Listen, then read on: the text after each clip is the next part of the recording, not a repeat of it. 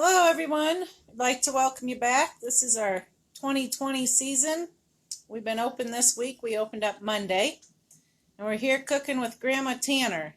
Now, something's going to happen next week for cooking with Grandma Tanner. It's going to be her birthday, so we're having a big birthday party here next week on Thursday, August 6th, and at 3 o'clock. So everybody's invited to come and celebrate Grandma Tanner's birthday next week at 3 o'clock, and we'll have cupcakes. So, Grandma Tanner, what are you doing today? Well, we have beautiful peaches from Southern Illinois and blueberries from Michigan. We have our own apples. What kind are they? Early gold apples, and we have our own sweet corn. So I'm just going to talk about all these good things that we have and how you can pick them out and how they can ripen. Okay, in our different sizes, we're selling half pack, and half bushel peaches.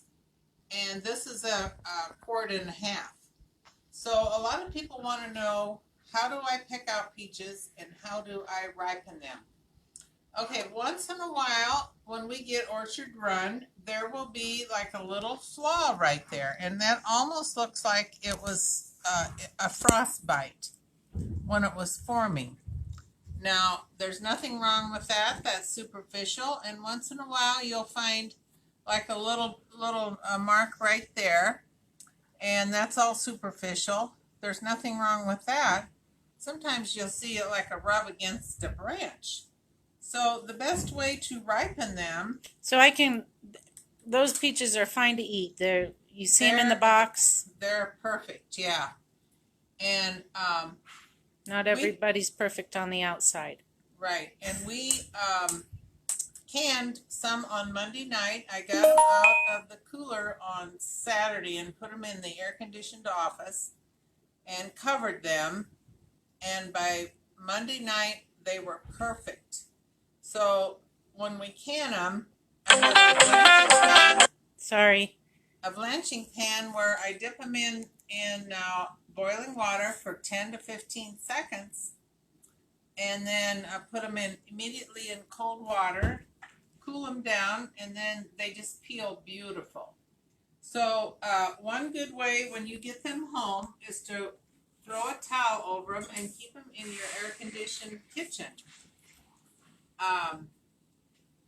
Some people like to have newspaper laid out and then with newspaper over the top. What that does, the towel and the newspaper, is these peaches give off an ethylene gas, and they will ripen a lot more even than if you don't cover them. So the way we So to ripen them, I would just leave them in the box, put a towel over them, and leave them for what, a day? Yeah, 2 maybe? one or 2 days, and you can usually tell when this part right here is yellow, then they are ripe.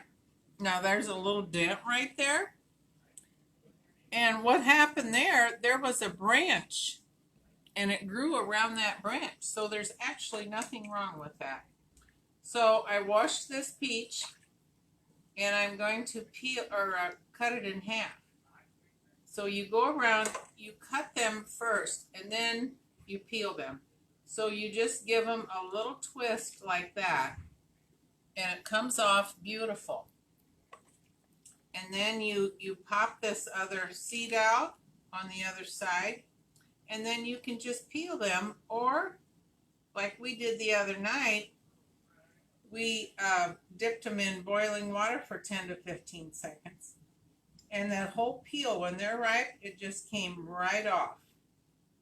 Now you're wondering, how do I keep my peaches from turning brown? Okay, while you're slicing these peaches and peeling them, you put them in a pan of cold water with lemon juice until you get enough to slice them up, put them in the freezer, and then you can use a little bit of orange juice, you can use lemon juice and a little sugar and some fruit fresh, and sprinkle that on there, mix it all up, and put them in a Ziploc bag and lay them in the freezer. Okay, I had a peach here And this one, it was a split pit. Now there is nothing wrong with a split pit, so I popped that side out, and this side you just pop this out. But the reason it's split is some of these peaches, they grow so fast that the pit splits. It can't keep up with the peach. No, it can't keep up with a peach. So that's about all on the peaches, and we have really nice, they are Southern Illinois Freestone. Now another thing that we have here that we're selling, and it's on the peach table, is apple or peach crisp mix. If you want to make a real quick crisp, you can use that. Makes a very nice gift. A little box of peaches and a little crisp mix is great. Now another item that we are selling is blueberries, and we get these out of Michigan. They're beautiful large blueberries. Yeah, I think Isaiah ate about a 10-pound box already. Yeah, he was in here and ate some of these. Otherwise, this would be a lot fuller.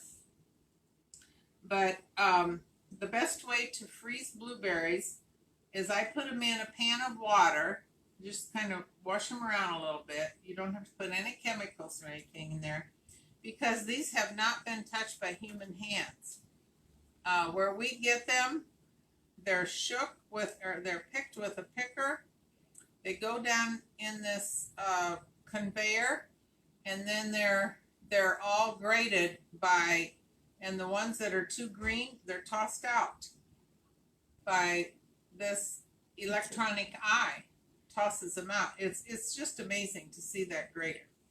So blueberry and peach pie mixed together, that is a wonderful pie, and I think we have that on our little recipe card that we sell. And you could do peaches and blueberries in that crisp mix, right? Oh yeah, that would really be a hit.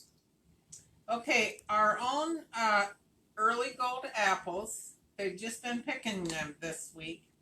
Now this is a little bit later than a Lodi. A lot of people make pies out of these, and they make applesauce. So it's a little sweeter and a little thicker sauce than your Lodi apples. But the Lodi's come early July, and we're not open yet. So we have found these nice, they just have a little golden cheek on them. They're beautiful, and you can also make an apple crisp with these, or apple pie or sauce. So that is about what we have here. Now another thing that we are harvesting right now, and we have a large patch of this sweet corn. Now people want to know, how do I pick out sweet corn? Well, when you pick one out, you always want to pick, you kind of feel it, and if it's nice and plump, it's usually all filled out. We were blessed with enough rains at the right time that our sweet corn is pretty much pollinated all the way through. So when you pick out a ear of corn at the store, and the top of it doesn't have kernels, that's because it didn't get pollinated. It didn't get pollinated completely. And that the rain helps with the pollination, because it hits the tassels. And the tassels come down and come on these silks, and each one of these silks goes to a kernel. It is amazing the way God has made these ears of corn. So if the silks is all chewed off, or someone breaks them off, then that is not going to get pollinated on that corn.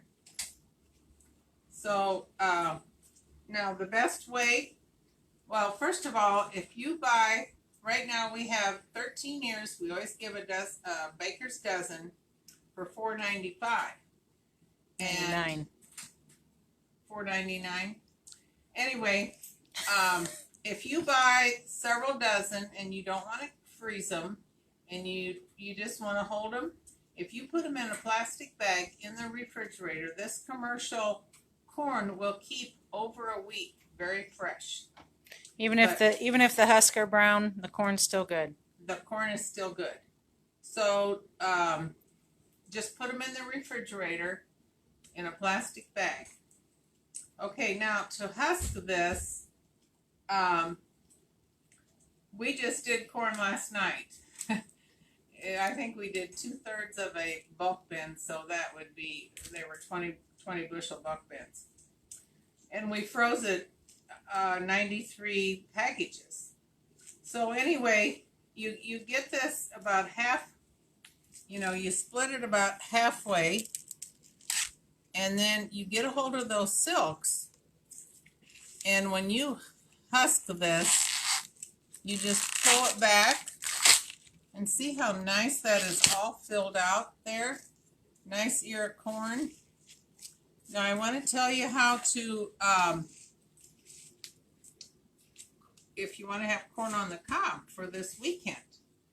You get a pan of boiling water and you bring it to a boil, and then you put this corn in there and you bring it back to a boil for only like 2 to no more than 5 minutes. And your corn is done. And then you just take it out and put it in another pan or on your plate, and you're ready. So you can fix this corn right at the last minute.